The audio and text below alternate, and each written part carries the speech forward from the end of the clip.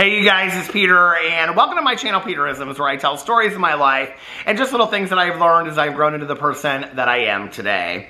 And I have all of the meditation books right here, and I actually was just talking about this in my drama video that I did. Meditations in my drama video? Well, I was just kind of talking about this channel, and I opened it to the language of letting go, and August 5th is like something about talking about money and yeah, attitudes towards money.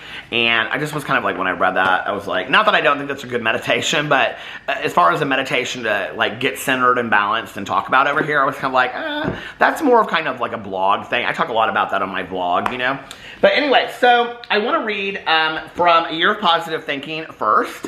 I don't know what this one says because I haven't opened it, but I did look at The Journey to the Heart, and this one looks good. So we'll read from those two if I have time for both of them. Let's see what A Year of Positive Thinking, Daily Inspiration, Wisdom, and Courage by Cindy Spiegel has to say to us today. Oh, I pulled right to October 9th. That must mean it's going to be a good day, hopefully. Oh, October. Not ready for it yet. Okay, August 5th. Oh my God, I love the title of this. Stay open to the magic of life. Now, you guys know that the word magic is just, it means so much to me. And I have to tell you how my love affair with the word magic kind of started. So I'm obsessed with the cartoonist Linda Berry, and she writes about these characters that are sisters named Marlis and Monn. And Monn is kind of like this surly teenager, and she's kind of like, she defines herself as a loser, and she can never find a boyfriend, and like, the girls are only friends with her for like a day or two, and then they like don't want anything to do with her anymore. And she's always like in the mirror looking at herself, like, woe is me. And her sister Marlis is like, so Monn is like, I think like 15 maybe in the book, 14 or 15.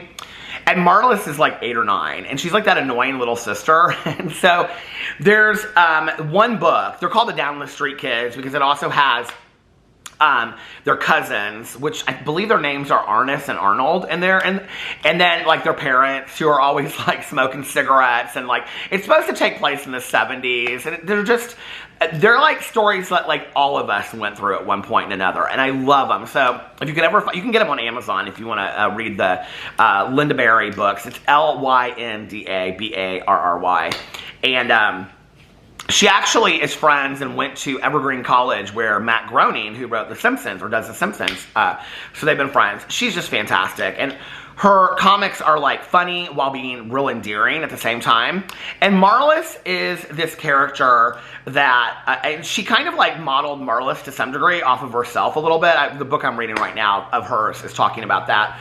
It's a cartoon book, and or a comic strip book, graphic novel, whatever. And so anyway, Marlis is just kind of this like 8 or 9 year old that kind of always sees like the charm and the positivity and everything, even when it's like just crap, if that makes sense. And one of her books is called It's So Magic. And on the back of it, she's like this, and she's saying, it's all these sayings of Marlis. And one of the sayings is something like, that she's like jazzed by the magic of life or something like that. And I just love that, you know, of looking at the world from a point of view of that isn't like things are magical, like a full moon, you know, or seeing the stars, or the way that the grass smells outside, or just, you know, like walking on the grass in the summer with your bare feet, or, you know, just a first kiss, you know, or a continued kiss in a marriage, or watching your dogs run around, or the taste of a fountain pop late at night with your good friend in the car while you're laughing or singing to country music, you know, whatever. I just love those magical moments in life that are so small, but they define like bigger things, you know? And so I love the word magic. And I've been saying recently on my vlog, when I end it, I always say I hope that you guys have a magically amazing whatever the next day is. So anyway, all right, let's read this meditation. August 5th. Well, tomorrow, just so you know, is called You Are Not Broken. All right. Well, another good meditation. You guys know that in this book, it's so funny because so many of them, like here it is June 1st, you've never gone too far to turn back, and it's always like one sentence. Or here, June 2nd, a mantra for guilt. I will not feel guilty for choosing myself first. Guilt is not welcomed here, which I love that. But it's so funny because so many of these are just like one sentence, you know, or a quote. And now here it is, like all these paragraphs. So I'm not upset about it. All right. August 5th. Hold on. I'll get to you in a second. August 5th, stay open to the magic of life. Life is not boring unless you allow it to be. There is magic everywhere. From the sidewalk rainbow after a rainstorm to the casual run-in with a long-lost friend to a smile received from a perfect stranger. Notice how often you hear from someone you've been thinking about, or how you find just the right words to say in the moment you need them most. Notice how often you hear from someone you've been thinking about, true story, or how you find just the right words to say in the moment you need them the most, or need them most. This is magic that can easily be missed. Practice noticing it.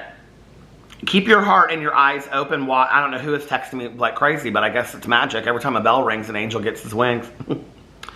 Keep your heart and your eyes open wide enough to appreciate the synchronicities and magic around you. Love it. You know, I don't know if you've ever seen the movie with Jane Fonda and, who's the other actress in that? I can't think of her name. Oh, she was in 84 Charing Cross Road, and she was in Night Mother. Why can't I think of her name? I love her. But anyway, the movie Agnes of God. It was one of my mom's favorite movies, and it's a very sad movie, but it's a fantastic movie as well. And it's about a nun in a convent. I think it's with Meg Tilly, if you remember her from The Big Chill back in the day. And it's about a nun that gets pregnant at a convent. And they're kind of trying to keep it quiet. And so Jane Fonda comes there to do like an investigation on it. And she is meeting with like the mother. Why can't I think of what her name is, that actress? I wish I had my phone right here. Oh, I do have my phone right here. Hold on.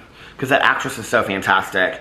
And anyway, hold on just one second. Agnes of God cast. Anne Bancroft. And yes, it is Meg Tilly. So anyway, there's a period, there's a point in the movie when Jane Fonda, it's like this whole thing takes place in Canada, when Jane Fonda is sitting outside with the mother of the convent, who is Anne Bancroft. And they're talking, they're kind of having this funny moment, you know, like what the saints would be like if they were here today. And Jane Fonda makes a comment, and she says something like, I miss the miracles, you know, of back in the day when there was like these miracles that occurred. And Anne Bancroft says something to her, if I'm remembering correctly, that there are miracles all around you, you just don't choose to see them. And I can remember hearing that, and I was like in high school when I first watched that movie with my mom. And I can remember hearing that, and it completely changed my perspective, you know, of that, of what a miracle really is. And I mean, I grew up, I'm not Catholic or, you know, anything like that. And I grew up, you know, believing that the miracles were things that happened in the Bible 2,000 years ago or whatever, right? You know, the parting of the Red Sea and things like that. And then, you know, later I would hear things, you know, about, you know, when somebody had like gotten healthier and like had been, you know, survived terminal illnesses and stuff like that, that was a miracle and whatever. And I believe that, you know, to be true. But then there's been two instances in my life, okay, where the word miracle comes into a completely different play. And one of them is at Grateful Dead concerts, okay? People will hold up their finger like this and they're waiting for a miracle, which is actually a song by the Jerry Garcia Band as well. He had a side band other than the Grateful Dead called Jerry Garcia Band. Tangled Up in Blue by which Bob Dylan made famous, but Tangled Up in Blue by the Jerry Garcia Band is probably one of my favorite songs of life. But waiting for a miracle means you're waiting for a free ticket, okay? And I always thought that was so funny when I, like, you know, back in the day, I remember that. You'd see people walking around going like this, you know? And then, getting sober, and I would sit in meetings, and people would look at me when I didn't believe in myself, and I didn't believe that I could make it, and I didn't believe that at 10 days, at 5 days, at 30 days, at 40 days, 60 days, 6 months, 2 years, 5 years, whatever, going through some of the hardest things in my life, I did not think that I could make it. And, you know, there were many parts of me that kind of believe that, well, I don't know, like maybe I don't know why I'm here, you know? Why me? I am no different, like I've talked about on this channel before. The quote from Schindler's List, or the year that Schindler's List won, the woman that won for the documentary. And I thought about that, you know, and then people would look at me during these meetings or afterwards and they'd say, you know, you're a miracle. You know, we're all miracles. You're a miracle. You're here. You're a miracle. And now today, I look at newcomers that come in, you know, and you just see this look of they don't get it, why they're able to sit in a chair today, you know, and why they're there. And I'm like, you're a miracle, you know, you're a miracle today. We're all miracles. And it's the truth, and I've learned that, you know, we are all miracles. You're a miracle. I'm a miracle. We're all miracles. We're just miracles acting in different ways, you know, and how your miracle plays out in your life is different than how my miracle plays out in my life, you know. And the other thing that people say in recovery is, you know, don't leave before the miracle happens. Because sometimes, you know, like we leave, not just in recovery, but in life, you know, sometimes we leave situations before the miracle happens, you know. I was in a marriage that I was ready to file for divorce and get out of because we were so unhappy. And my husband pushed and pushed and pushed and pushed and pushed, okay, for marriage counseling.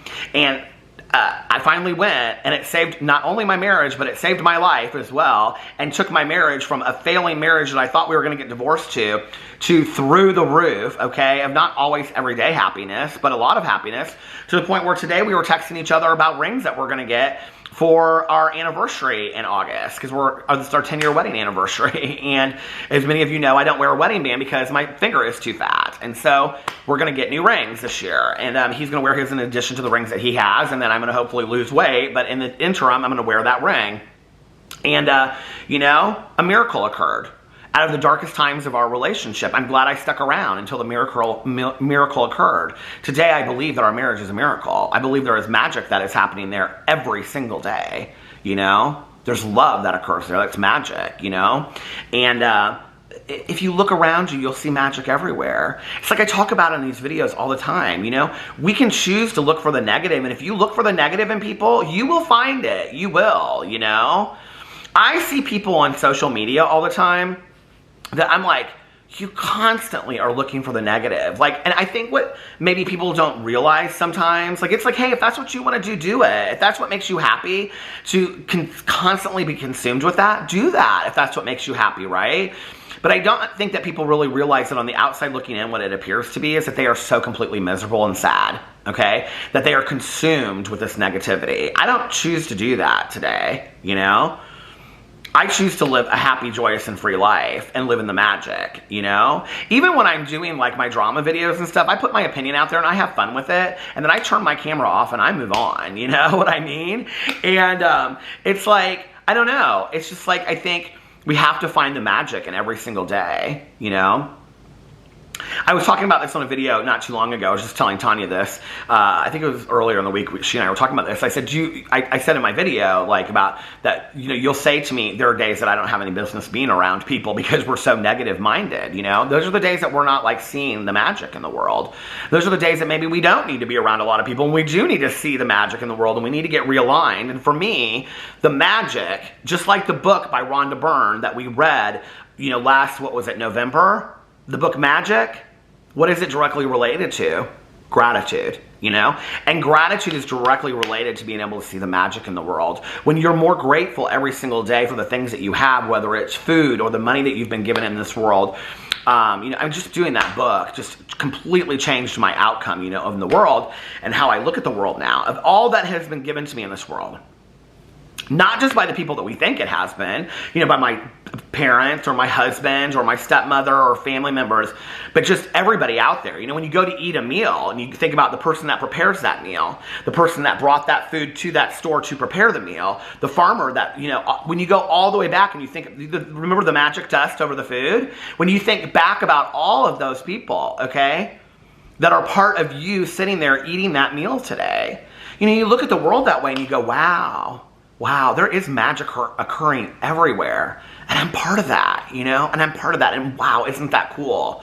And the more grateful we are for that, and the more we pay that forward with gratitude, that simple abundance, that, like, you know, the book that Oprah talks about, you know, when you look at that and you say, like, my life is so full, it is so abundant, then all of a sudden your life does feel like magic. It feels like it's been touched by magic. And I want a life like that. I want a life that's filled with magic, you know? Where I look at the simple things in life. And not every day is like that. I don't wake up every day and I'm like, yes, I'm here. There are some days I wake up and I just am like, oh, I woke up on the wrong side of the bed.